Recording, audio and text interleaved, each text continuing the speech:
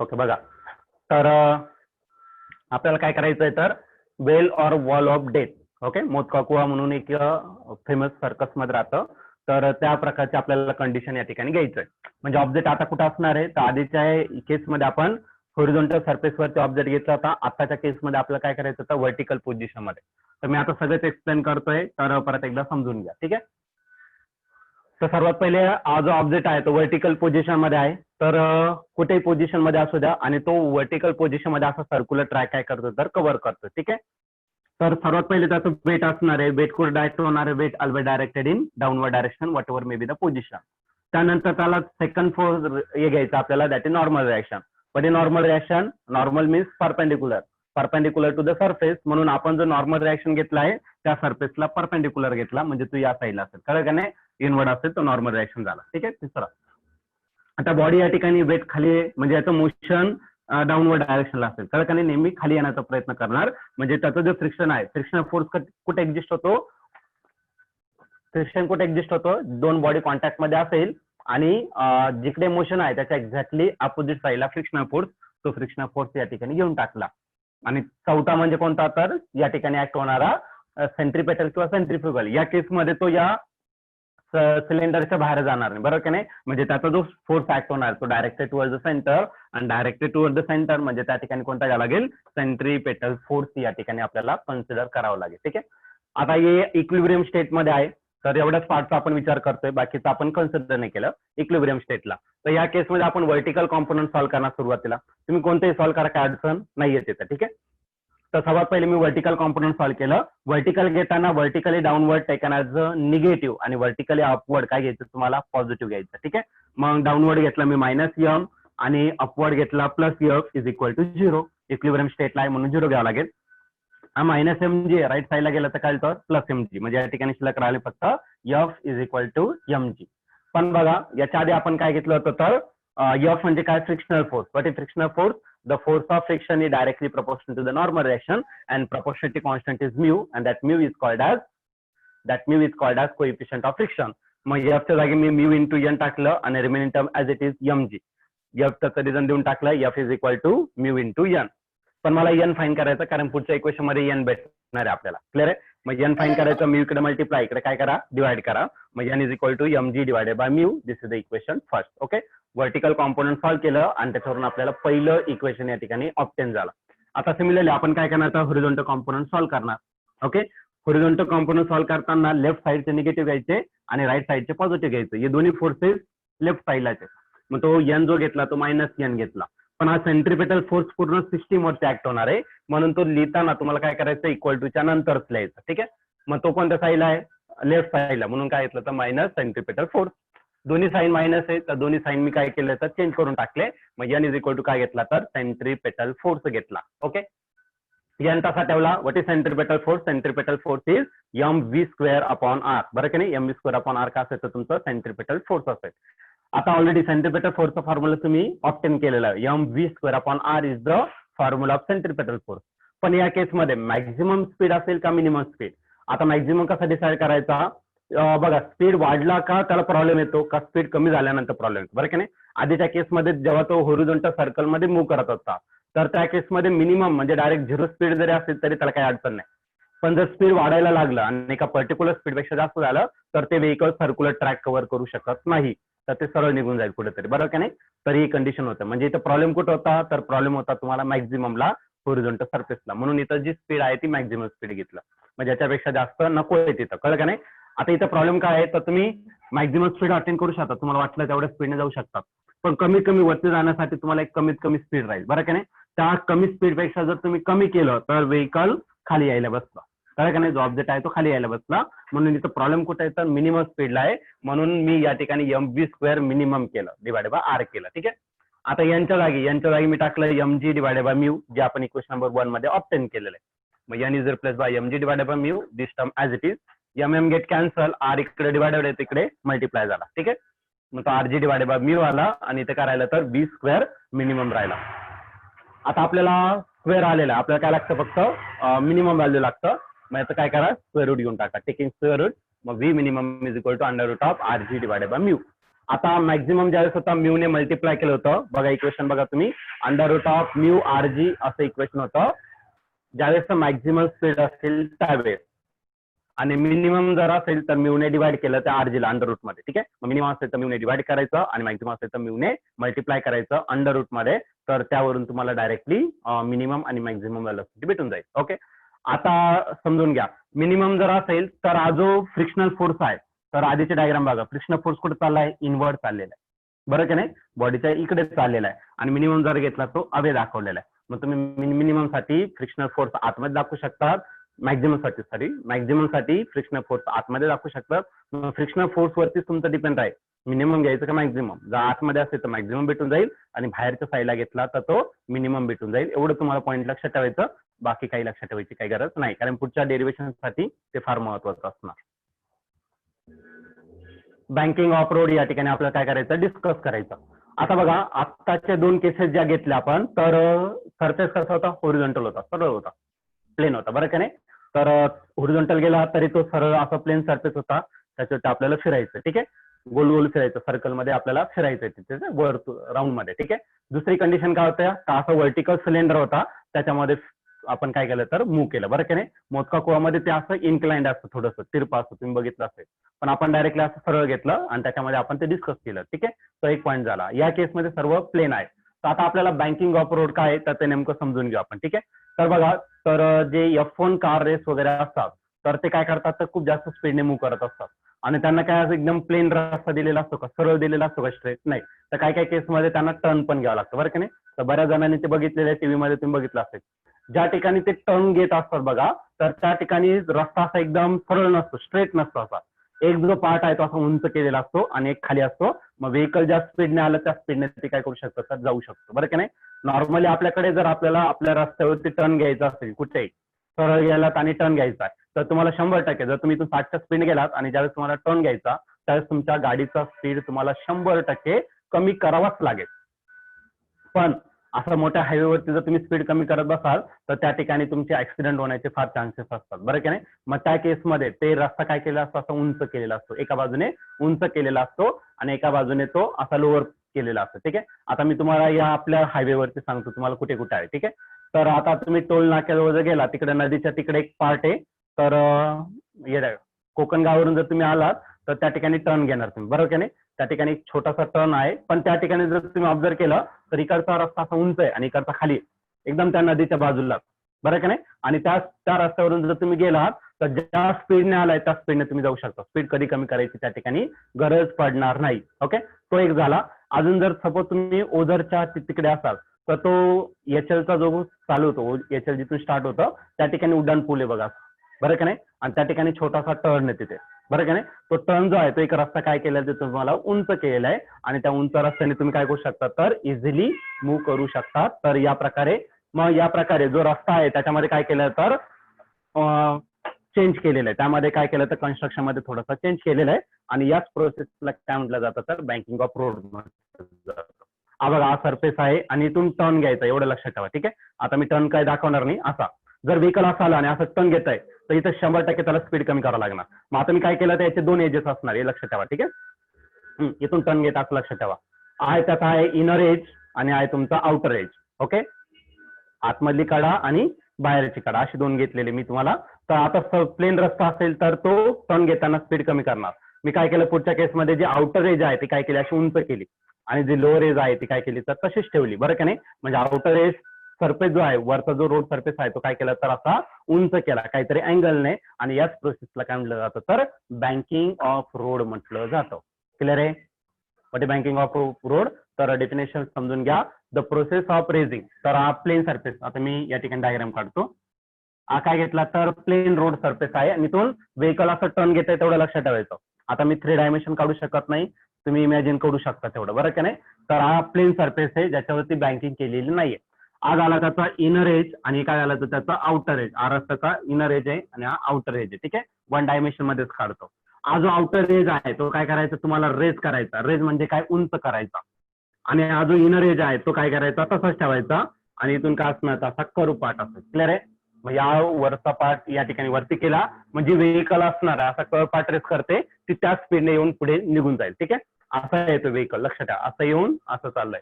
बरेच जण काय इमॅजिन करतात की हा कर्व दिलेला आहे, आपल्याला असं वरती जायचं. वरती नाही जायचं आपल्याला तो कर्व पार्ट आहे जिथं टर्न घ्यायचा आहे त्या ठिकाणचा पार्ट असा उंच केलाय, म्हणजे व्हेकल जसं येणार तसं असं कर्व घेऊन ते निघून जाणार. ठीक आहे. मग what is definition? The process of raising outer edge of the road or its inner edge through certain angle. काहीतरी अँगलने इनर एज मध्ये काय करायचं तुम्हाला, तो रस्ता रेस करायचा. त्यालाच काय म्हटलं जातं तर बँकिंग ऑफ रोड म्हटलं जातं. What is banking of road समजलं? The process of raising outer edge of the road or its inner edge through certain angle, काहीतरी अँगलने तो रेस करायचा, is called as banking of road म्हटलं जातं. ठीक आहे. आता ही डायग्राम तर समजली तुम्हाला. आता याच्यावरती कसं कसं होणार आहे तर आपल्याला दोन कंडिशन घ्यायचं. एक म्हणजे काय तर मॅक्झिमम स्पीड लिमिट साठी आणि दुसरं काय करायचं तुम्हाला मिनिमम स्पीड लिमिट साठी. तर आपण पहिली केस घेऊ. बँकिंग ऑफ रोड समजली, मी त्याचे डेफिनेशन तुम्हाला लिहून देतो. पहिली केस घेणार आहे मॅक्झिमम किंवा for upper speed limit of vehicle on bank road. For upper किंवा दुसरा वर्ड काय घेऊ शकतात, maximum speed limit of vehicle on curve bank road. Okay. Curve bank road जर असेल तर त्यावरती मॅक्झिमम स्पीड किती असेल आणि दुसरं डेरिवेशन घ्यायचं जे मिनिमम स्पीड साठी असेल. ठीक आहे. तर पहिली केस आपण या ठिकाणी डिस्कस करू. तर सर्वात पहिले हा जो होता तो कोणत्याच प्रकारचं त्या प्रोसेसमध्ये चेंज केलेलं नाही. तर मी काय घेतला तर या ठिकाणी हॉरिझॉन्टल सरफेस घेतला, प्लेन सरफेस, जो आपल्या अर्थच्या सरफेस वरती असणार आहे. ओके. आता पुढच्या केसमध्ये काय केलं, हा जो आउटर एज आहे तो काय केला तर रेस केला. इनर एज तसंच ठेवलं. ओके. आणि काहीतरी अँगलने काय केला तर तो रेस केलेला आहे.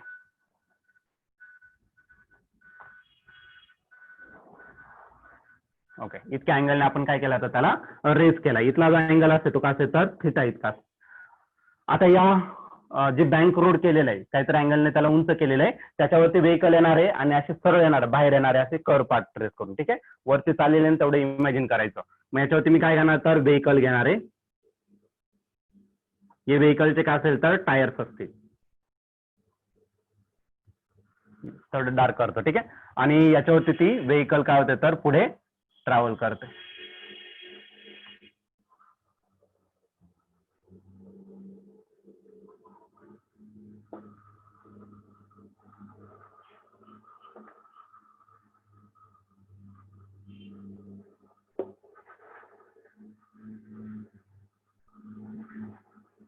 आता पूर्ण व्हेकल काढायची गरज नाही. तर तुम्ही काय करायचं फक्त एक बॉक्स काढून द्या, म्हणजे तुम्हाला ते क्लिअरली समजून जाईल.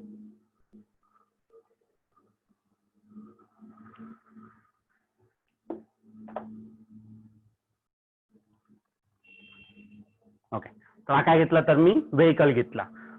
आता व्हेकल असा वरती चाललेला नाही, परत एकदा सांगून देतोय, वरती चाललेले ना असं डोंगरावरती चढत नाहीये. तर असा कर्व पाथ आहे तिथून असा समोर येऊन तो असा कर्व पाथ येतो. कळत नाही, एवढा कर्व पाथ त्याने ट्रेस केलेला आहे असं आपल्याला इमॅजिन करायचं. मग पुढचा जो पॉईंट आहे तर याच्यावरती किती प्रकारचे फोर्सेस ऍक्ट होणार आहे. परत आपल्याला ते 4 फोर्सेस घ्यावं लागेल. पहिलं वेट, दुसरं नॉर्मल रिएक्शन, तिसरं फ्रिक्शनल फोर्स आणि चौथं म्हणजे काय तर सेंट्रिपेटल किंवा सेंट्रिफ्युगल, हे आपल्याला घ्यायचे. तर सर्वात पहिले त्याचं वेट असणार आहे. Whatever may be the position of body, weight of the body is always directed in downward direction.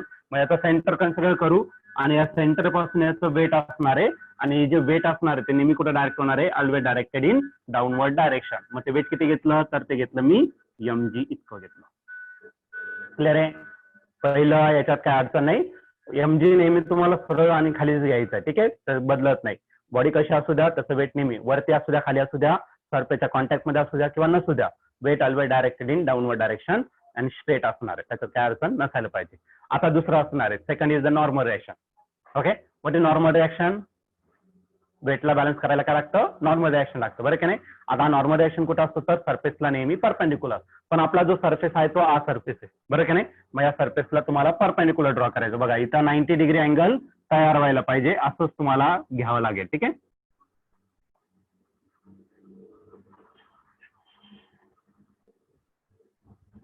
तर हा घेतला मी नॉर्मल रिएक्शन. याला जर सपोज तुम्ही पुढे एक्सटेंड केलं पुढे एक्सटेंड करतो त्याची डायग्राम काढायची गरज नाही, पण तुम्हाला समजलं पाहिजे. पुढे जर एक्सटेंड केला तर या सरफेसला तर तिथला जो अँगल आहे तो किती भेटणार, तर 90 डिग्री भेटणार. Is that clear?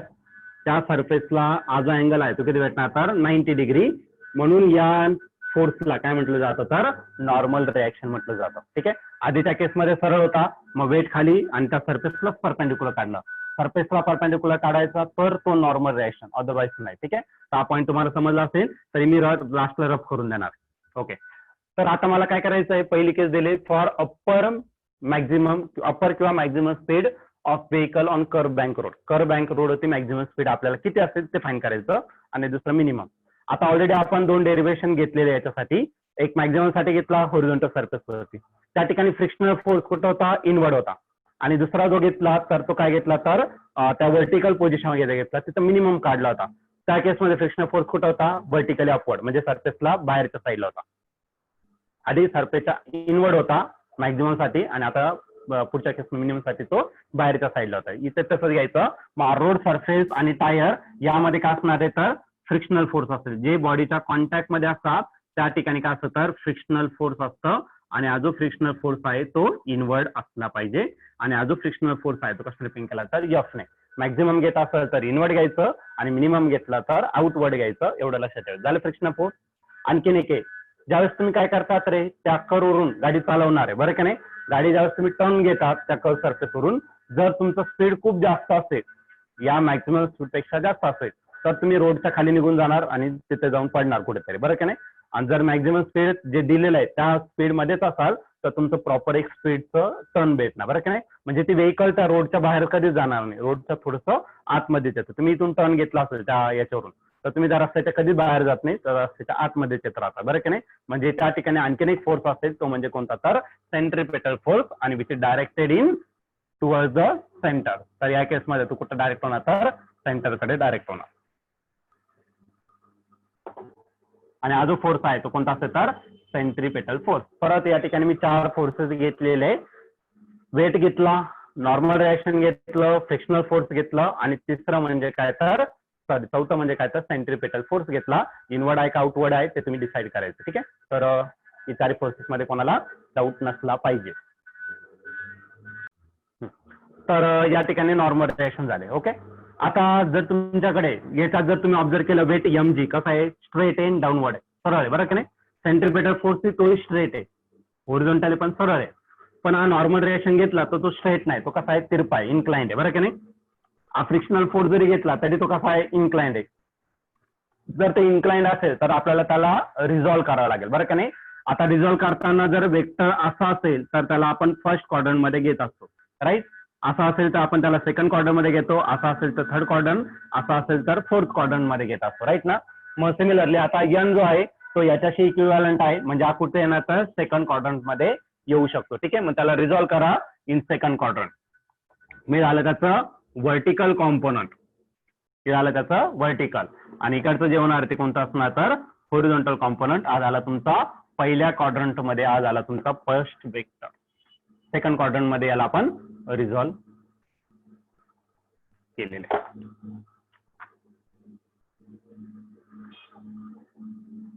Okay. Second quadrant मध्ये याला आपण या ठिकाणी रिझॉल्व्ह केलं. ठीक आहे. आता हे किती असणार आहे, व्हर्टिकल कॉम्पोनंट का असणार आहे, होरिझॉन्टल का असणार ते आपण डिस्कस करू. सिमिलरली हा फ्रिक्शनल फोर्स टायर आणि रोड सरफेसच्या कॉन्टॅक्ट मध्ये आहे, तो पण कसा आहे, तो पण इन्क्लाइंड आहे. त्याला पण आपल्याला काय करावं लागेल, तर त्याला पण आपल्याला रिझॉल्व्ह या ठिकाणी करावं लागेल. हा जो आहे तो याच्याशी इक्विव्हॅलंट आहे, म्हणजे कोणत्या क्वाड्रंट मध्ये येणार आहे, that should be lies in the third quadrant. मग याला आपण थर्ड क्वाड्रंट मध्ये घेणार आहे. मग याला तुमचा होरिझॉन्टल कॉम्पोनंट, आणि इकडचा जो असणार तो व्हर्टिकल कॉम्पोनंट या ठिकाणी घ्यायचा. ठीक आहे. आता बघा, ही जी पॉईंट आहे तर तुम्ही ते काय परत एक्सप्लेन करत बसणार नाही. आता इथे या ठिकाणी सांगून देतो तुम्हाला, आणि याचाच तुम्हाला यूज करायचा. सपोज हा रिझल्टंट आहे आर, आणि इथला अँगल काय असेल, तर थिटा असेल. तर हा झाला तुमचा एक्स, आणि इकडचा जो झाला तो काय झाला, तो तुमचा वाय झाला. आता अँगल इथला काय आहे, तर थिटा आहे. याला जर रिझॉल्व्ह केलं तर हे झाले ऍडजस्टंट साईड. ऍडजस्टंट असेल तर आपण काय घेणार आहे, कॉस थिटा घेणार आहे. मग रिझल्टंट काय आर, मग काय घेणार, तर आर कॉस थिटा. हे डायरेक्ट लक्षात ठेवा. ऍडजस्टंट असेल तर कॉस, आणि जर सपोज तुम्ही इकडचा ऍडजस्टंट जायचं त्याला, इकडचा घेतला तर इकडे ओके तसा वेक्टर घेऊ या ठिकाणी घेतला आणि इथला आर आहे, तर या केसमध्ये ऍडजस्टंट साईड होणार. मग इथला जो असणार तो काय असेल तर आर कॉस थिटा, आणि उरलेली जी जिथं थिटा नाही तिथं काय करायचं आर साइन थिटा या ठिकाणी घ्यावं लागेल तुम्हाला. ओके, तर हे 2 पॉईंट तुम्हाला लक्षात ठेवायचं. आता हे जर माहित नसेल तर त्यासाठी तुम्ही कॉस थिटा सपोज या ठिकाणी घेतलं, कॉस थिटा साइन थिटा घेऊन ते तुम्ही सॉल्व्ह करू शकता. पण याच्यात काही अडचण नसेल कोणाला, जर असेल तर आपण ते डिस्कस करून घेऊ, मग तुम्हाला ते थोडंसं मॅथमॅटिकली पण सांगू. तर आता महत्वाचं जे काम आहे तर ते आपल्याला या ठिकाणी थिटा फाईंड करणं गरजेचं असेल. आपण इथला अँगल थिटा आहे, ओके, आणि इथला अँगल जर थिटा असेल तर इथला पण अँगल काय असला पाहिजे थिटा, कारण की व्हर्टिकली झेड क्रिएट झाला, बरं का नाही. मग हा जो असेल तो काय असेल तर अल्टरनेट अँगल, इथला अँगल थिटा तर इथला अँगल पण थिटा, तर हा बघा झेड क्रिएट झालेला आहे म्हणजे या ठिकाणी अल्टरनेट अँगल असला पाहिजे. मग इथला थिटा भेटला. आता या ठिकाणी कोणता अँगल आहे त्याचा आपण या ठिकाणी डिस्कस करू. तर समजून घ्या आता, तर हा जो नॉर्मल आहे त्याला काय करा पुढे एक्सटेंड करा. इथला अँगल 90 म्हणजे इथला अँगल पण 90. एक अँगल थिटा आहे, एक अँगल जर 90 असेल आणि एक अँगल थिटा, तर रिमेनिंग जो अँगल असतो तो किती भेटेल तर 90 मायनस थिटा भेटला पाहिजे. क्लिअर आहे पॉईंट. हा नॉर्मल मी पुढे एक्सटेंड केला, तुम्ही रफ करणार आहे नंतर. इथला अँगल 90 आहे तर इथला अँगल पण 90 राहील, ओके. इथला अँगल थिटा आहे, जर एक अँगल थिटा आहे तर आपण राईट अँगल ट्रायंगल घेतला होता, इथला अँगल 90, इथला अँगल 30 आहे तर इथला अँगल किती असतो 60, बरं का नाही. म्हणजे हा काय केला होता 90 मायनस 30 केला होता, म्हणजे अँगल 90 मधून मायनस केला तर उरलेला अँगल भेटून जातो. तेच अँगल या ठिकाणी आपण डिस्कस केलेलं आहे, हे समजलं असेल सर्वांना, ठीक आहे. आता अजून 90 मायनस थिटा आहे आकाशामध्ये रे, तर हा नॉर्मल पुढे एक्सटेंड केला, नॉर्मल सोबत आहे आणि होरिझोंटल सोबत आहे. तर हा नॉर्मल आहे आणि हा होरिझोंटल, म्हणजे इथला जो अँगल आहे तो किती असेल तर 90 मायनस थिटा असेल. क्लिअर आहे. पण तो 90 मायनस थिटा जर असेल तर उरलेला अँगल जो आहे इथला, जर टोटल अँगल 90 आहे तर उरलेला अँगल फक्त किती असेल तर थिटा असेल. मग आपल्याला 90 मायनस थिटाची गरज नाहीये, आपल्याला कशाची गरज आहे फक्त थिटाची. हा 90 मायनस थिटा इथून काय करा काढून टाका, आणि जे नॉर्मल मी पुढे एक्सटेंड केलं होतं ते पण मी या डायग्राम मधून काढून टाकतो, म्हणजे डायग्राम मध्ये जास्त गोंधळ नसायला पाहिजे, ठीक आहे. तर या प्रकारे तुम्ही काय करू शकता,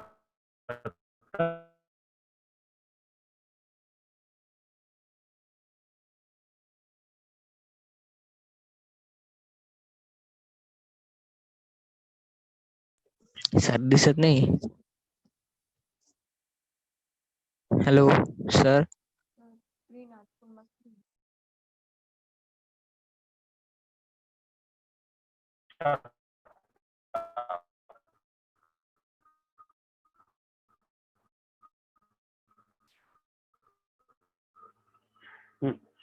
हा हा हो.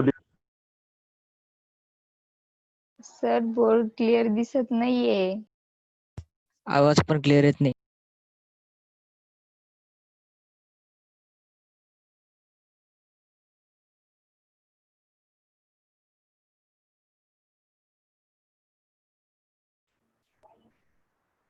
स्टार्ट करतो रेकॉर्डिंग, ठीक आहे. तर या ठिकाणी आपण काय केलं तर यन घेतला, नॉर्मल रिएक्शन थिटा पण भेटला आपला, आणि इथला पण थिटा आपल्याला भेटलेला आहे. ही कोणती साईड झाली तर ही झाली ऍडजस्टंट. ऍडजस्टंट असेल तर लगेच कॉस थिटा, म्हणजे जिथं थिटा तिथं कॉस थिटा, जिथं नाही थिटा तिथं साइन थिटा, बरं की नाही. मग या ठिकाणी रिझल्टंट आहे यन, म्हणजे हा जो असेल तो काय भेटेल तर यन कॉस थिटा भेटेल, राईट. आणि हा इथं कॉस थिटा घेतला म्हणजे हा जो असेल तो काय असेल तर साइन थिटा वाला भेटेल, म्हणजे हा राहिला यन साइन थिटा झाला. क्लिअर आहे. सिमिलरली आता फ्रिक्शनल फोर्स या ठिकाणी थिटा आहे म्हणजे हा काय असेल तर एफ कॉस थिटा असेल. हा जर कॉस थिटा आता इकडचा काय झाला तर मग साइन थिटा, मग झाला एफ साइन थिटा. क्लिअर आहे. तर हे आपण सर्व ऑलरेडी जेवढे पण कॉम्पोनंट होते 4 फोर्सेस आपण घेतले, 4 पैकी जे स्ट्रेट होते ते तसेच ठेवले, आणि जे इन्क्लाइंड होते त्याला आपण काय केलं तर फक्त या ठिकाणी सॉल्व्ह करून घेतलेलं आहे, ठीक आहे. तर या प्रकारे आपण या ठिकाणी कम्प्लीट केलं, ठीक आहे. आता याचं डेरिवेशन घेऊ आपण. डेरिवेशन एकदम सिंपल डेरिवेशन आहे जर एकदा डायग्राम झाली तर. आता याच्यात काय करू, पहिले व्हर्टिकल कॉम्पोनंट सॉल्व्ह करू, नंतर हॉरिझॉन्टल कॉम्पोनंट सॉल्व्ह करू, किंवा कोणताही करा काय अडचण नाही. हॉरिझॉन्टल करू वाटलं तर by solving horizontal component.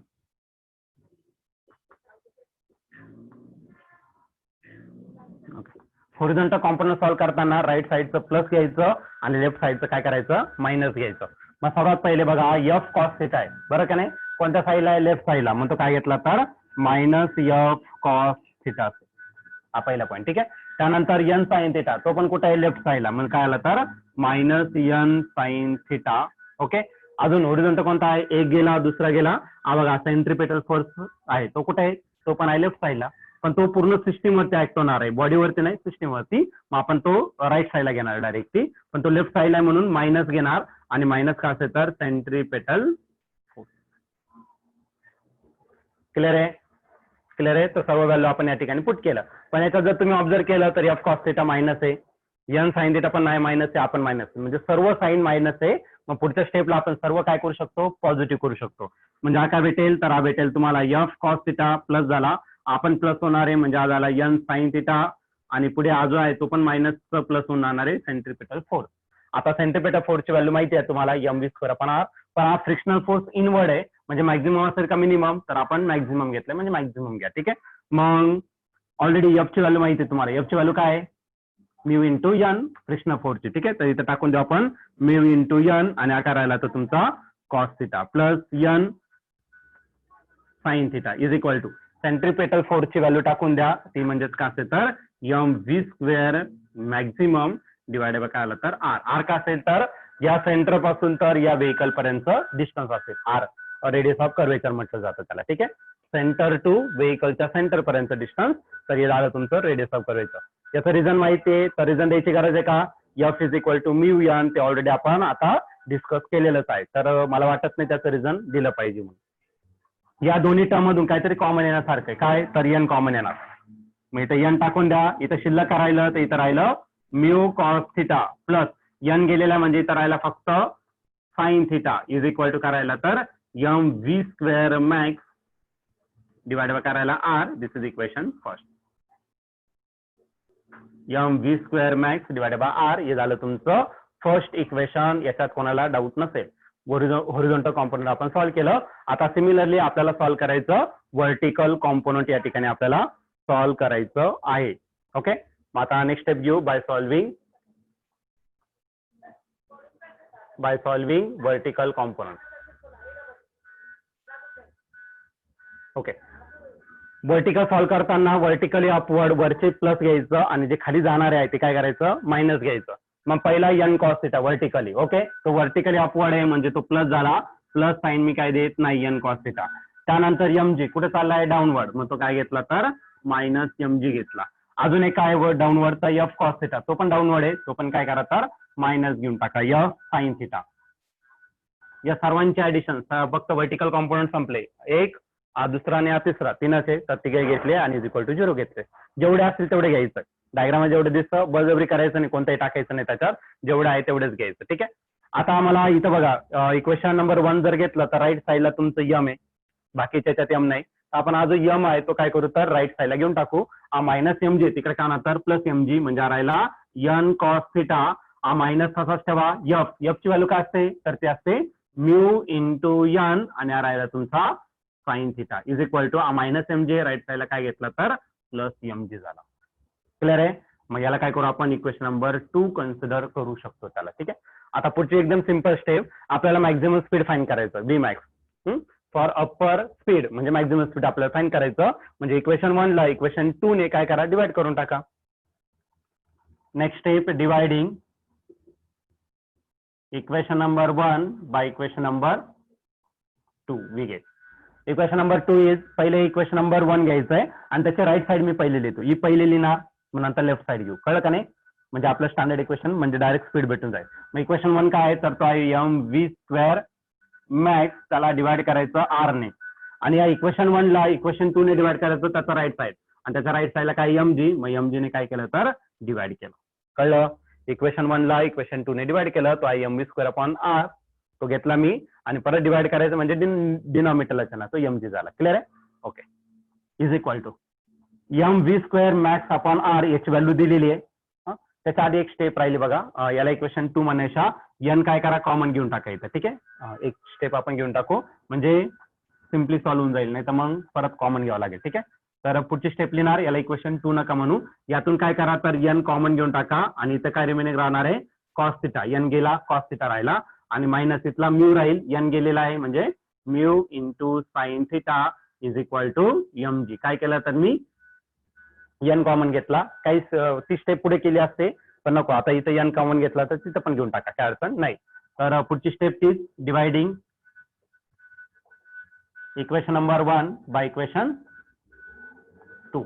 Equation 1 मध्ये आधी राईट साइड घेणार आहे आणि राईट साइडला काय एम व्ही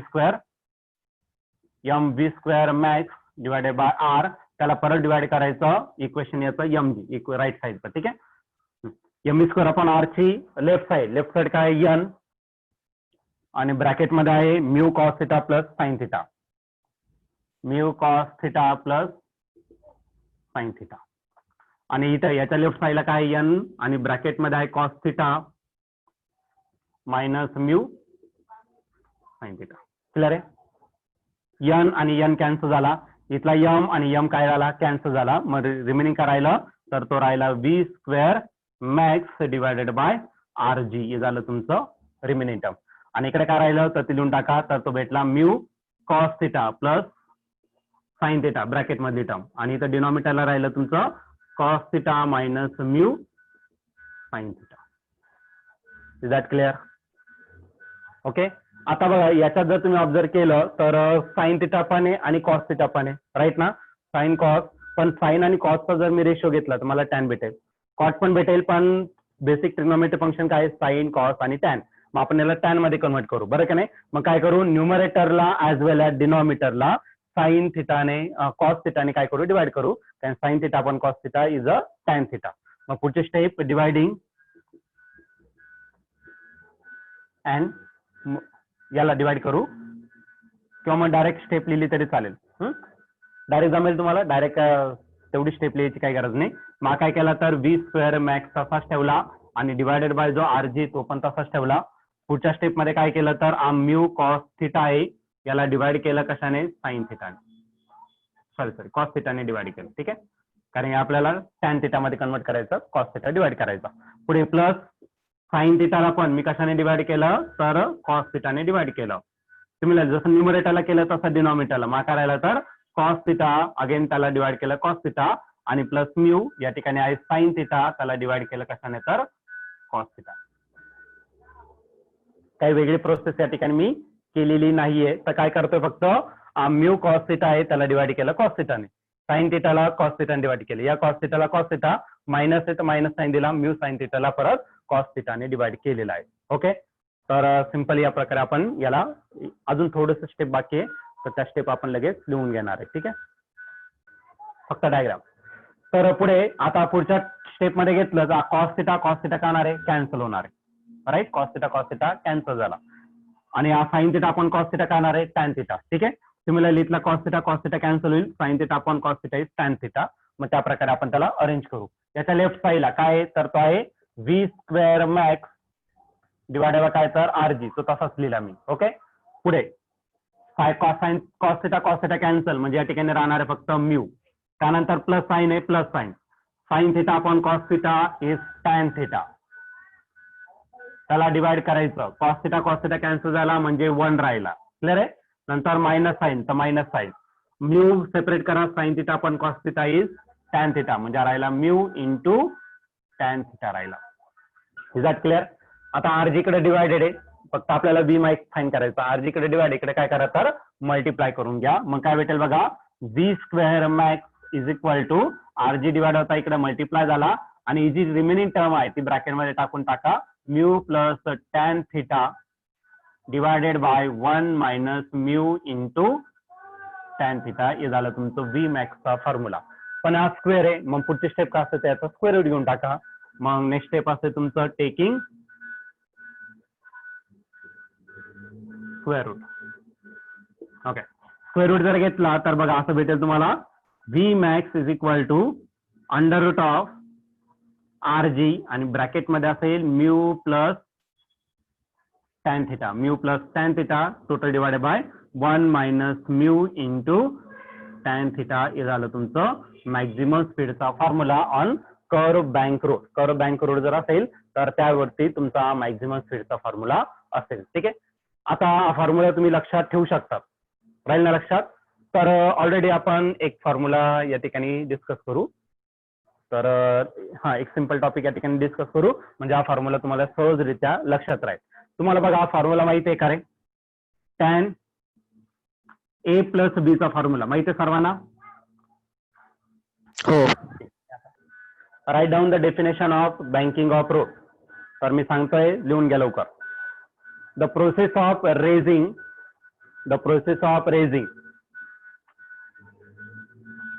spelling raising काही बी लिहिता तुम्ही तर process of raising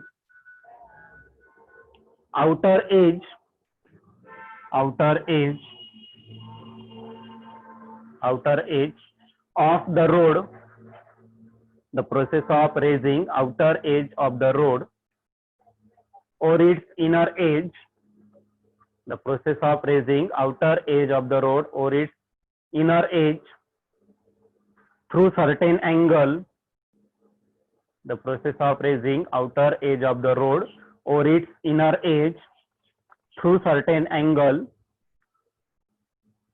is called banking of road.